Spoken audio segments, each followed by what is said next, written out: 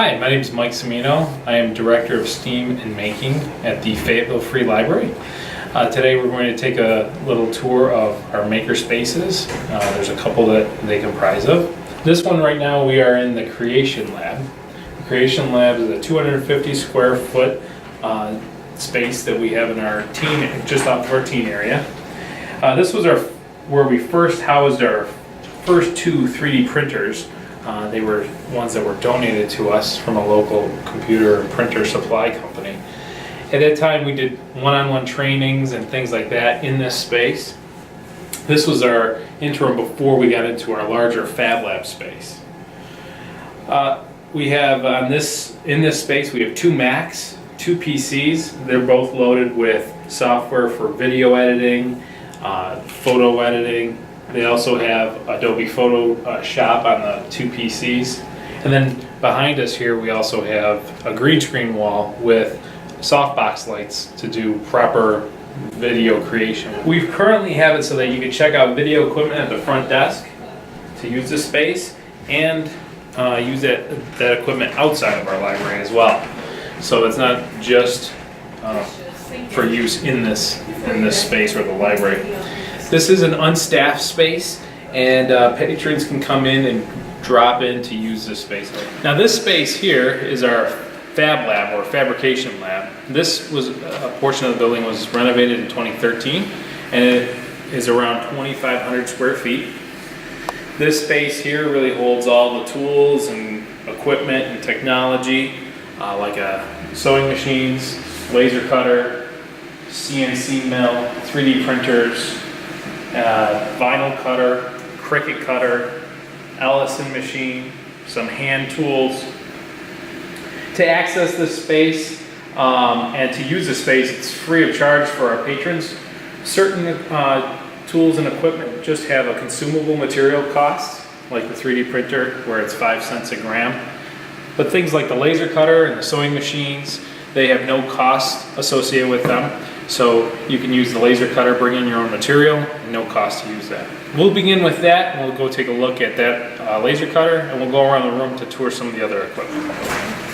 So in this corner here, this is our Zing laser, analog laser. This allows you to cut on all sorts of different material.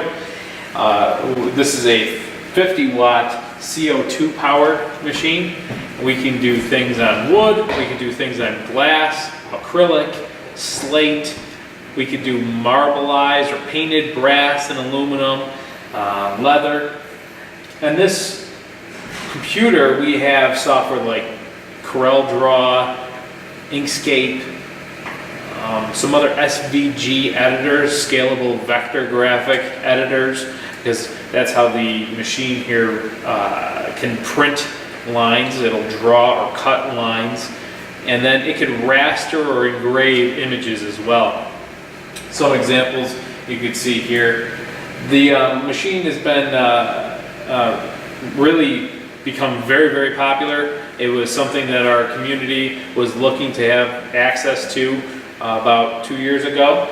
So we ended up looking into different brands and things like that. This machine has made all sorts of stuff from personalized gifts, whether it's a cutting board, it's done glassware, personalized gifts. It's done a lot of prototyping of gears, which you could cut out with Delrin.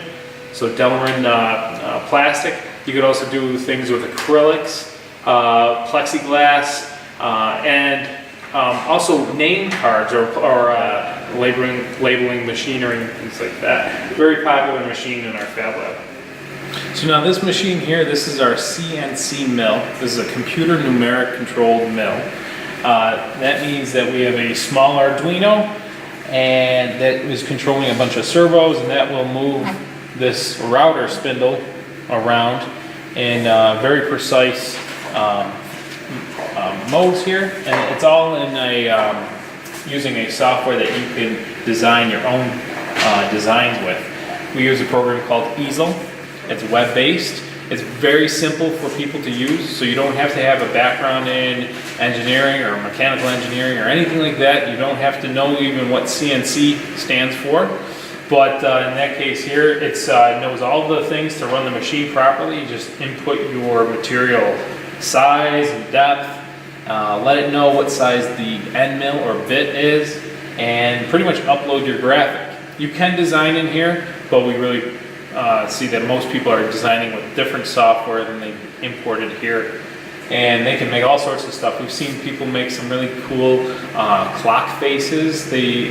One patron was using this to make a clock face. It was R2-D2, and all the hour and minute hands, and then all the graphics around the clock face. That was a kind of neat application for it. A lot of people use it for sign making too. You could use that to cut out all the letters. We can do things with brass, aluminum, very thin stock aluminum. We could do the computer boards, so we can mill off all the copper contacts, so you can make a PCB board out of this. You could also do plexiglass and things like that, but we primarily see people using it for wood and some metals there. Next, what we'll do is we'll go over and take a look at the 3D printers in the fab. Now, in this portion of our fab lab, we have along our exterior wall, we have 7 3D printers. Primarily, we use the MakerBot Replicator 2. We use PLA plastic. We use that because of the ease of printing for this model. And by keeping it all PLA, it keeps our parts very consistent and keeps the experience that our patrons have pretty consistent as well. So with this, we do have it so that a person can use a machine, a patron can use a machine one at a time. They do not have a time limit or anything like that. One thing that we do implement here is a ticketing system. So when you are using a machine like this one, the patron will fill out a ticket slip that says that they'll pick this up later. They put down their phone number and their name, description of the part, and then which machine that they're using, and we'll keep that on file over there. Once the part's done, we take the part off of the plate to allow another patron to come on to use it, and then we store those into storage bins so that the patron can come back in. They could say, oh, okay, I was printing on R4, it was a red part, and we can pick it up. We weigh them with a little food scale after they've been printed, and we charge 5 cents per gram of plastic.